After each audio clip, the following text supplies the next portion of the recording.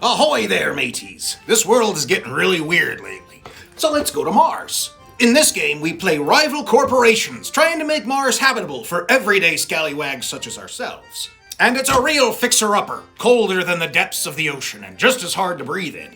So we'll need to produce plants for oxygen and heat so we don't freeze our boots off. You'll get a corporation card which tells you your allegiance, and it has an effect that's unique to each player. Your main goal is to play cards to increase your production of resources, and then use those resources to plant forests, expand the oceans, and warm the place up.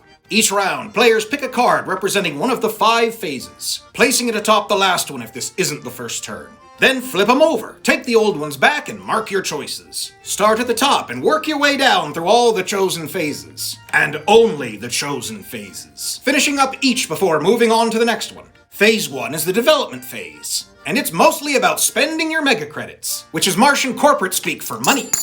And play green cards, which boost your production potential when the time comes. Phase 2 is the construction phase. Here you'll be playing the red or blue cards, which often do the same, but also sometimes give you handy ongoing abilities and one-shot effects. The action phase is phase 3, and that's the time to turn the resources you've generated into forests, increase the planet's overall temperature, or flip over ocean tiles. All of these will boost your company's clout and profits. It's called your terraforming rating.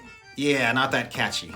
Which brings us to phase 4, and it's the production phase. That's when your TR turns to cash, as does your MC production value. You'll also get a payday for your plants and heat in the same way. Your cards up your production amount, which now turns into resources, in the form of wee cubes that represent 1, 5, and 10 respectively. Phase 5 is the research phase, and this is a chance to get more cards in your hand. Oh, and those cards, by the way, they can be played, or they can be traded for 3 mega credits. Money makes the world go round, mate. Each phase also gives a bonus to the players who picked it, which are listed at the bottom of the phase cards. Once all the chosen phases have been resolved, it's time to reset the phase tokens and discard down to 10 cards in your hand. Hand limits usually bother me, but you get paid to discard these. Cha-ching! The game is won via the prestige you earn through VP, and that comes from forests, TR, or any cards that say so. This game is an adaptation of a much larger and beloved board game. Though I've never played the original, so I can't speak to the differences. But I will say that this game is solid and definitely makes me want to give it a try.